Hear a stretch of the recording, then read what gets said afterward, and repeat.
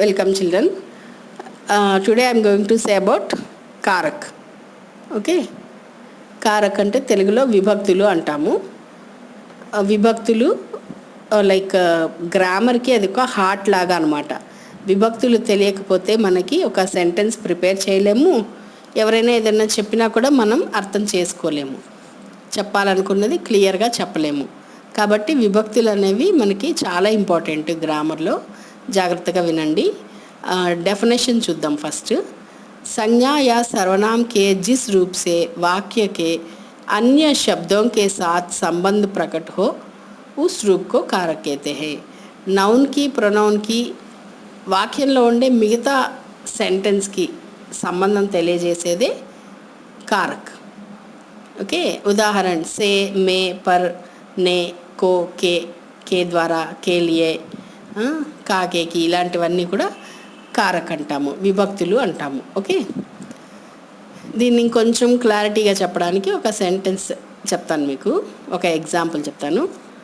మా ఘర్ హే అన్నాను. మీకు ఏమైనా అర్థమైందా? అర్థం కాదు కదా, ఎందుకంటే దానికి మీనింగ్ లేదు. ఎందుకు మీనింగ్ లేదు అంటే అందులో విభక్తి లోపించింది. మా ఘర్ హే, అమ్మ ఇల్లు ఉంది. మరి కరెక్ట్గా ఏంటి అంటే అందులో విభక్తి పెట్టాలి. కరెక్ట్గా ఎక్కడ పెట్టాలి విభక్తి అనేది? సంజ్ఞా సర్వనామంకి వాక్యంతో మిగతా వాక్యంతో సంబంధం అన్నారు కదా, అంటే సంజ్ఞా సర్వనామం పక్కనే వస్తుంది ఆల్మోస్ట్. మా ఘర్ మే హే, ఇంటిలో ఉంది. అమ్మ ఎక్కడుంది? ఇంటిలో ఉంది. అమ్మ ఉంది. ఎక్కడుంది? ఇంట్లో ఉంది.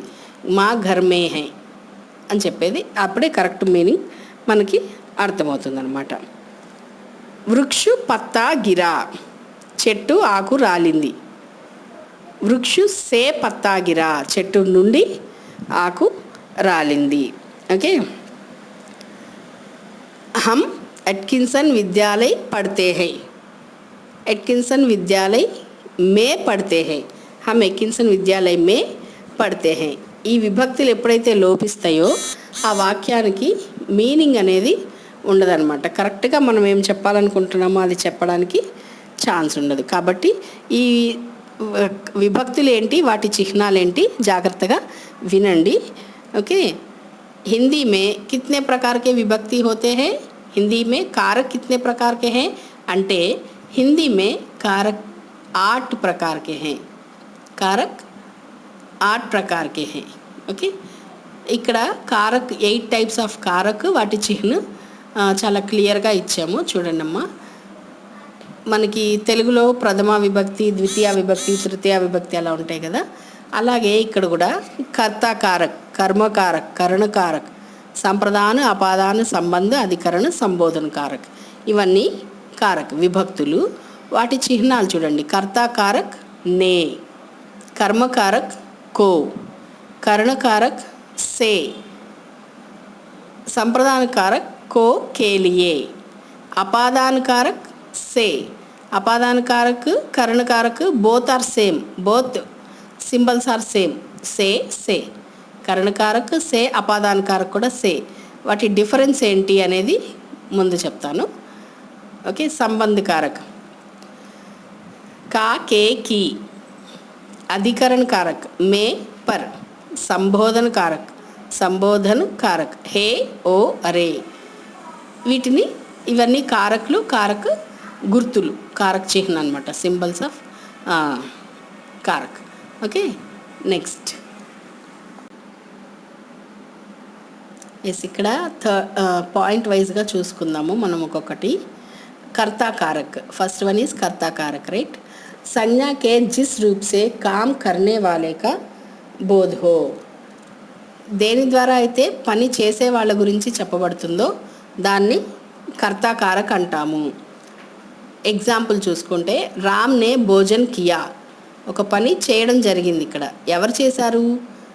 వాళ్ళని కర్త అంటాం కదా, పని చేసే వాళ్ళని కర్త అంటాము. రామ్ నే భోజన్ కియా, భోజనం చేశారు. ఎవరు చేశారు? రాముడు భోజనం చేశాడు. ఉస్నే పుస్తక్ లిఖి, అతడు పుస్తకం రాశాడు. ఈ కర్త గురించి చెప్తుంది. కాబట్టి ఇమీడియట్గా కర్త పక్కనే మనం ఈ విభక్తిని పెట్టాల్సి ఉంటుంది. కర్తాకారక చిహ్నం వచ్చేసి నే కదా, రామ్ నే భోజన్ కాయా, రాముడు భోజనం చేశాడు. ఓకే, మైనే పుస్తక్ లిఖా, నేను పుస్తకం రాశాను.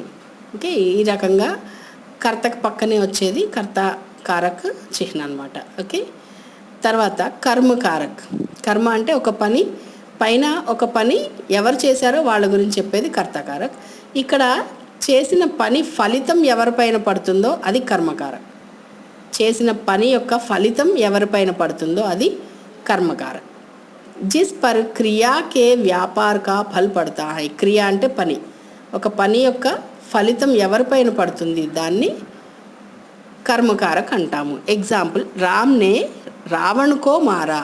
రాముడు చంపాడు, ఒక పని చేశాడు. ఆ పని ఫలితం ఎవరిపైన పడుతుంది? రావణుకో, రాముని, రావణుని. రాముడు రావణుని చంపాడు. ఎవరిని చంపాడు? రావణుని. పులిస్నే చోర్కో పకడా. పులిస్ పట్టుకున్నారు, అదొక పని చేశారు పోలీసులు. ఎవరిని పట్టుకున్నారు? ఆ పట్టుకోవడం అనే ఫలితం, క్రియ యొక్క ఫలితం ఎవరిపైన పడుతుంది అంటే ఎవరిని పట్టుకున్నారు అంటే చోరుకో, దొంగలని పట్టుకున్నారు. ఓకే, ఇక్కడ కరణకారక్ థర్డ్ వన్. జిస్సే క్రియాకే సాధన్ కా జ్ఞాన్ హో. ఇక్కడ చేసే పని దేంతో చేస్తున్నామో అని చెప్పేది కరణకారక్. దేంతో చేస్తున్నాం, ఒక పని చేస్తున్నాం, జరుగుతుంది ఒక పని, ఆ పని దేంతో జరుగుతుంది. రామ్నే తల్వార్సే మారా. రాముడు చంపాడు. దేంతో చంపాడు? కత్తితో చంపాడు. వహ కలంసే లిఖతా హై. అతడు రాస్తున్నాడు, ఒక పని జరుగుతుంది. దేంతో జరుగుతుంది? కలంసే, పెన్నుతో రాస్తున్నాడు. ఓకే, मै कलम से लिखता हूँ. నేను పెన్నుతో రాస్తున్నాను. मैं आंखों से देखता हूँ. కంటితో చూస్తున్నాను. मैं पैरों से चलता हूँ. నేను కాళ్ళతో నడుస్తున్నాను. అంటే ఒక పనికి సాధనం అన్నమాట ఇవన్నీ. ఆ పని జరగాలి అంటే అవి ఉండాలి ఖచ్చితంగా. ఓకే, దాన్ని కరణకారక్ అంటాము. సంప్రదాన కారక్. సంప్రదాన కారక్ జిస్కే లియే కుచ్ కియా జాయ్. ఒక పని జరుగుతుంది, అది ఎవరి కోసం జరుగుతుంది అని చెప్పేదాన్ని సంప్రదాన కారక్ అంటాము. సంప్రదాన కారక్ చిహ్న అక్కడ వాడతాము. వహ మేరే లియే ఆయా. అతడు వచ్చాడు, ఒక క్రియ జరిగింది అక్కడ. ఎవరి కోసం జరిగింది ఆ క్రియ? మేరే లియే, నా కోసం వచ్చాడు. రామ్ సీతాకే లియే ఫల్ లాతా హై. రాముడు పండు తెచ్చాడు. ఎవరి కోసం తెచ్చాడు? సీతాకే లియే. ఆ కేలియే అనేది సంప్రదాన కారక్ చిహ్న అనమాట. అయితే ఇది ఖచ్చితంగా మనం ఆ చిహ్న అనేది అక్కడ పెట్టకపోయి ఉంటే ఆ సెంటెన్స్కి మీనింగ్ రాదు.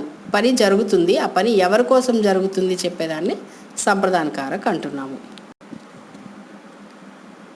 అపాదాన కారక్ జిస్సే కిసి వస్తువుకే అలగ్ హోనే కా బోధ్ హో. దేంతోనైతే ఒక వస్తువు యొక్క సెపరేషన్ అనేది చెప్పబడుతుందో దాన్ని అపాదాన కారక్ అంటాము. ఏ సెంటెన్స్తోనైతే, ఏ పదంతో అయితే మనకి ఒక వస్తువు సెపరేట్ అవుతుంది అని అంటే, ఒక వస్తువు కానీ వ్యక్తి కానీ ఒక ప్లేస్ నుంచి ఇంకో ప్లేస్కి వెళ్ళడం అంటే సెపరేషన్ అనేది చెప్తుంది ఇది. దీని చిహ్న కూడా సే అని చెప్పుకున్నాం కదా ఇందాక. కరణకారక్లో కూడా సింబల్ వచ్చేసి సే, ఇక్కడ అపాదాన కారక్లో కూడా సింబల్ వచ్చేసి సే. ఆ సే ఏమో మనం చేసే పని దేంతో చేస్తున్నాము, ఆ సాధనం ఏంటి అనేది చెప్తుంది. ఇక్కడ సే వచ్చేసి సెపరేషన్ గురించి చెప్తుంది. ఎగ్జాంపుల్ చూస్తే మీకు అర్థమవుతుంది. జిస్సే కిసి వస్తువుకే అలగ్ హోనే కా బోధ్ హో, సెపరేషన్ చెప్తుంది. బచ్చే స్కూల్ సే జా రహే హే. పిల్లలు స్కూల్ నుండి వెళ్తున్నారు. పేడ్ సే పత్తా గిర్తా హై. పేడ్ సే పత్తా గిర్తా హై. చెట్టు నుంచి లీఫ్ సెపరేట్ అయిపోయింది. సెపరేషన్ అనేది చెప్తుంది ఇక్కడ సే అనేది. సేమ్ సేనే but here it says about separation. Okay, మా మందిర్ సే ఘర్ ఆతి హై. అమ్మ టెంపుల్ నుండి ఇంటికి వస్తుంది. టెంపుల్ నుండి సెపరేట్ అయ్యి ఇంటికి వస్తుంది, అలాగనమాట. నవ్ సంబంధ కారక్ జిస్సే ఏక్ వస్తు యా వ్యక్తి కా దూసరే వస్తు యా వ్యక్తి సే సంబంధ కా బోధ్ హో. ఇది చాలా క్లియర్గా ఉంది, but it is also need great description. అదంతా మనం లాస్ట్లో నేను ఒక్కసారి చెప్తాను.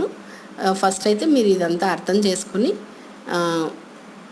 చేసుకుని ఉన్నారంటే మీకు అవన్నీ ఈజీగా అర్థమవుతాయి తర్వాత చెప్పేవి. ఓకే, ఈ సంబంధం అంటే ఒక వ్యక్తికి వస్తువుకి ఇంకొక వ్యక్తితో కానీ వస్తువుతో కానీ ఉండే సంబంధం చెప్తుంది. రామ్ కా భాయి లక్ష్మణ్ హై, రాముని తమ్ముడు లక్ష్మణుడు. ఇక్కడ పుంలింగ్ అయితే కా వాడతాము, స్త్రీలింగ్ అయితే కీ వాడతాము, పుంలింగ్ బహువచన అయితే కే వాడతాము, స్త్రీలింగ్ బహువచన అయితే బహువచనకి ఏకవచనకి కూడా కీనే వాడతాం స్త్రీలింగ్ అయితే. అదే పుంలింగ్ అయితే ఏకవచన అయితే కా, బహువచన అయితే కే. రామ్ కా భాయి లక్ష్మణ్ హై, రాముని తమ్ముడు లక్ష్మణుడు. అదే ప్లూరల్లో చెప్పాలి అంటే రామ్ కే భాయి భరత్ లక్ష్మణ్ ఔర్ శత్రుఘ్న హై. ఇక్కడ మోర్ దాన్ వన్ ఉన్నారు కాబట్టి మనం కే వాడాలి. యహ మేరా ఘర్ హై, ఇది నా యొక్క ఇల్లు, సంబంధం చెప్తుంది నాకు ఆ ఇంటికి. ఓకే, ఈ రకంగా కాకేకి రూల్స్ కూడా నేను లాస్ట్లో మీకు చెప్తాను క్లియర్గా. నెక్స్ట్ వన్ ఈస్ అధికరణ కారక్, జిస్సే క్రియాకే ఆధార్ కా బోధ్ హో.